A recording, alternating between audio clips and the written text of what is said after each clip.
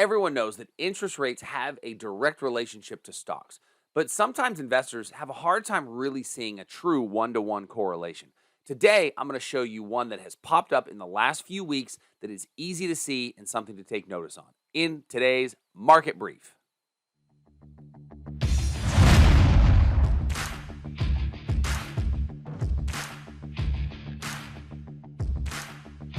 So for most of my trading career, somebody would tell me about how interest rates are impacting the markets, and when stocks go up, bonds go down, and when bonds go down, stocks go up, and there was an inverse correlation.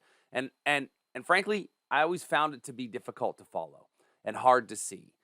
And it was always the understanding that, well, why would I invest in stocks if bonds were giving me a good return? Well, the problem for me is that for most of my investing life, bonds have been such a low return that it really was a moot point until the last few weeks. And so one of the things that I find very interesting is what have the bond markets done recently that has caused, frankly, utilities especially, and it's the first place that we can see it, to fall off of a cliff. And so let's go take a look really quickly at the charts. And the charts are going to tell us really what we want to see. So first, I want to go to treasury.gov, and I'm on the U.S. Treasury Department's website here. And on this U.S. Treasury Department website, what we can see is these are the daily par yield curve rates. So what does that mean? This is the interest rate that's being returned. Now, I've put on all of 2023, and where I'm going to take note here specifically is this 10-year note. And if you note, early in the year, it was at about a 3.79 yield. And a 3.79 yield. At that point, stocks are not going to be, you're not going to be looking away from stocks to run to bonds at 3.79. And then as the year goes on, we see 3.54, and we're really looking at the 10-year note for this description, but certainly we have all of the available ones here. But I'm going to go down to the more recent time, and it shows every single day of the year and what the yield is. But there was an interesting day here on September the 25th. So on September the 25th, for the first time, we eclipsed the 4.5% mark in the 10-year note. And eclipsing that 4.5% mark in the 10-year note was, I think, a very, very big deal. So how do I know that it was a big deal? Well, in order to know that it was a big deal, I want to look at what impact did that have on some of the most sensitive stocks to interest rates. So what are the most sensitive stocks to interest rates? Now, this has to come back to why do people utilize bonds in lieu of stocks? Well, the reason they're going to utilize bonds in lieu of stocks is because they want to get a safe, essentially risk-free rate of return, right? When we're talking about the risk-free rate of return, we're looking at the U.S. Treasury bonds, Treasury notes, and identifying what's that return going to give me where my principal is not at risk. And in this case, what we're saying is your principal is not at risk and you've got a 4.5% rate of return. Well, when people want safety in the markets, they historically have flocked to utility stocks, right? Energy stocks, utility stocks, some of the utilities specifically, stocks that are providing electricity to our homes are the ones that people say are always going to be there and they're going to provide a nice, safe dividend. Well, the downside with those is that the dividend yields aren't all that high. And so why, if I'm getting a low yield from my utility stock, would I want to be in a utility stock if I can get a risk-free rate of return from the bond market? And so let's take a look now at the chart of some of our utility sector. And we look right here, these are our different sectors. And for those of you unfamiliar with sectors, sectors are simply just groupings of stocks inside of the major indexes, right? So there's a utility sector, a basic materials sector, an energy sector, a technology sector. And when I look at my basic utility sector, this chart here shows me my utilities over the last 3 months.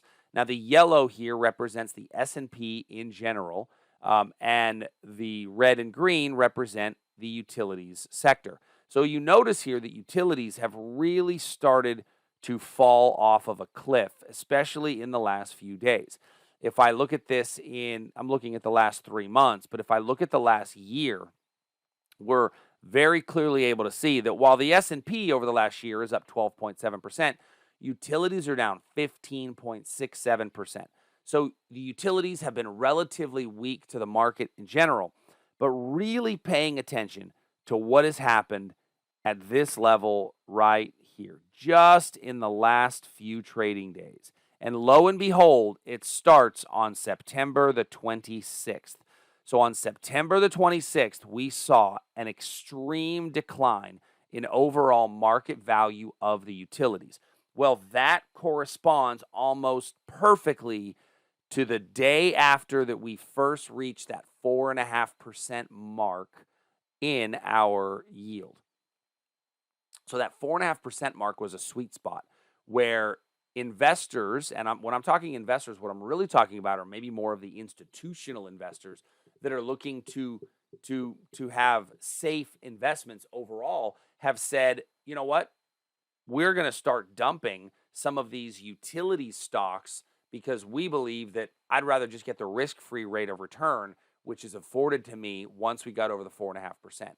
And that 4.5% to me looked like a bit of a magic number. Now, when we talk about that being a magic number, what we're really paying attention to is the fact that there were probably computerized algorithms already set to execute transactions when that number hit. And the thing we have to remember is the amount of automated transactions that occur in a market today have a tremendous impact on the overall movement of these markets. And I think that this is a great example.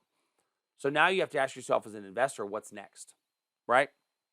What would be the next sector that if we continue to see these yields rise, and you can always look at these yields at treasury.gov, if we continue to see these yields rise, what sector would be the next domino to fall, right? And when I look at my sectors, technology, financials, basic materials, energy, utilities, healthcare, industrials, all of those different ones, I think probably the next sector with the highest likelihood to fall would be our consumer staples.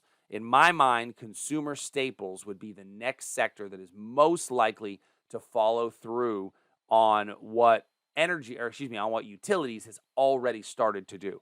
And so if we continue to see that yield rise, the next would be things like grocery stores, right? The stocks that do pay a yield that have been around forever, are they going to be the next ones to fall victim to a higher risk-free rate of return? So just something to keep in mind when you're looking at your individual portfolio is what is your exposure to some of these positions, and does it make more sense to take the risk-free rate of return when we're seeing a market come down like this?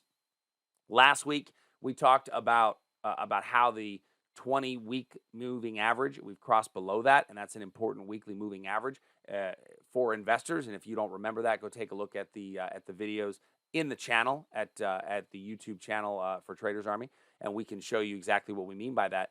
But this is a good time as an investor to kind of keep your antenna up and look for investing opportunities. And it might be an opportunity to start to take a look at some of these yields that are available in the bonds rather than being in the traditional flight to safety stocks like utilities. So hopefully that helps you a little bit. If you have any questions, as always, send us an email, support@tradersarmy.com. Until next week, have a great day. See ya.